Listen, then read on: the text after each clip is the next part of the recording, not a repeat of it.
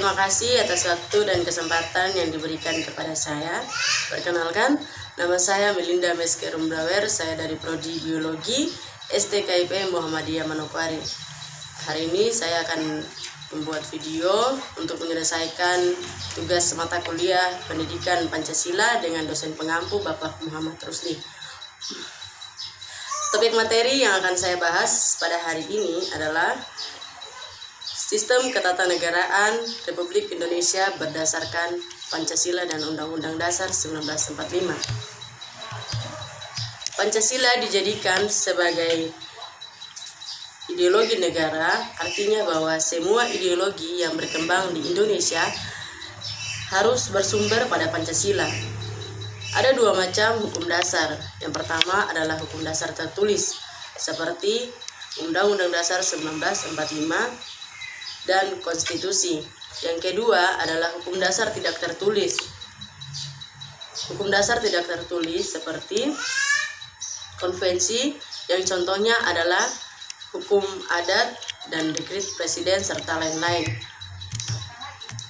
Undang-undang dasar adalah kumpulan atau aturan ketentuan dalam suatu kodifikasi mengenai hal-hal yang mendasar atau pokok ketatanegaraan suatu negara sehingga bersifat kekal dan luhur. Undang-Undang Dasar 1945 terdiri dari 3 bagian.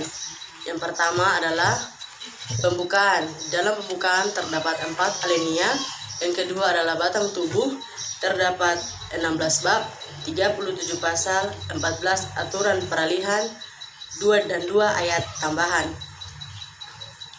Yang ketiga adalah penjelasan. Di dalam penjelasan terdapat penjelasan pasal demi pasal, kemudian ada penjelasan umum. Undang-Undang Dasar 1945 mengikat pemerintah, setiap lembaga negara, lembaga masyarakat, dan seluruh warga negara Republik Indonesia dimanapun berada. Kedudukan Undang-Undang Dasar 1945. Sebagai hukum dasar, Undang-Undang Dasar 1945 merupakan sumber hukum tertulis. Undang-Undang Dasar 1945 juga berperan sebagai pengatur. Artinya adalah bagaimana negara ini berkembang, negara ini disusun, dibagi, dan dilaksanakan. Selain itu, Undang-Undang Dasar 1945 berfungsi sebagai penentu hak dan kewajiban negara, aparat negara, dan warga negara. Undang-Undang Dasar memiliki 3 sifat. Yang pertama adalah sifat tertulis, artinya adalah Undang-Undang Dasar 1945 sudah jelas dan mengikat. Yang kedua adalah singkat, artinya adalah Undang-Undang Dasar 1945 hanya memuat aturan-aturan pokok. Yang ketiga, supel, artinya adalah Undang-Undang Dasar dapat dikembangkan sesuai perkembangan zaman. Hanya dapat dikembangkan, tidak dapat diubah, karena Undang-Undang Dasar adalah sifatnya adalah kekal dan luhur. Fungsi Undang-Undang Dasar 1945. Yang pertama adalah sebagai pedoman atau acuan dalam penyelenggara kehidupan berbangsa dan bernegara. Yang kedua, pedoman atau acuan dalam penyusun peraturan perundang-undangan. Yang ketiga adalah sebagai alat kontrol. Artinya adalah apakah norma hukum yang lebih rendah sesuai atau tidak dengan norma hukum yang lebih tinggi, dan apakah norma-norma ini bertentangan atau tidak. Urutan perundang-undangan. Yang pertama dari Undang-Undang Dasar 1945, kemudian TAP MPR, Undang-Undang, Perpu, Peraturan Pemerintah, Keputusan Presiden, dan Peraturan Daerah. Ada kunci pokok sistem pemerintahan Republik Indonesia memiliki 7 kunci pokok, yaitu yang pertama adalah Indonesia adalah negara hukum, artinya setiap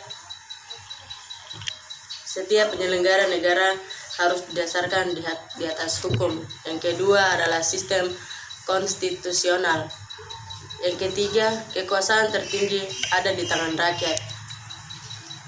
Yang keempat, Presiden memegang kedaulatan pemerintahan tertinggi di bawah MPR. Yang kelima, Presiden tidak bertanggung jawab kepada DPR.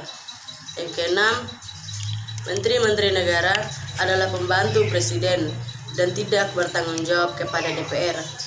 Yang ketujuh, kekuasaan kepala negara tidak tak terbatas, artinya segala sesuatu yang dilakukan oleh Presiden dikontrol oleh MPR.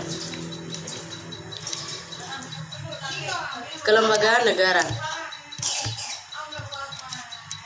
Kelembagaan negara tertinggi negara yang pertama adalah lembaga legislatif, yaitu MPR, DPR, dan DPD. Kemudian lembaga eksekutif, yaitu Presiden, Wakil Presiden. Yang ketiga, lembaga yudikatif, yaitu Mahkamah Agung, Mahkamah Konstitusi, Komisi Yudisial, dan Badan Pemeriksa Keuangan. Dan struktur ketatanegaraan Republik Indonesia sebelum dan sesudah perubahan Undang-Undang Dasar. Yang pertama adalah sebelum perubahan Undang-Undang Dasar 1945, yaitu Undang-Undang Dasar. Di bawah Undang-Undang Dasar adalah MPR, BPK, Presiden, DPA, dan Mahkamah Agung. Kemudian setelah perubahan Undang-Undang Dasar 1945 adalah Undang-Undang Dasar 1945, MPR, BPK, DPR dibagi menjadi dua, yaitu DPR dan DPD. Kemudian Presiden, Wakil Presiden, kekuasaan kehakiman adalah Mahkamah Konstitusi, Mahkamah Agung, Komisi. Ya, sekian dan terima kasih.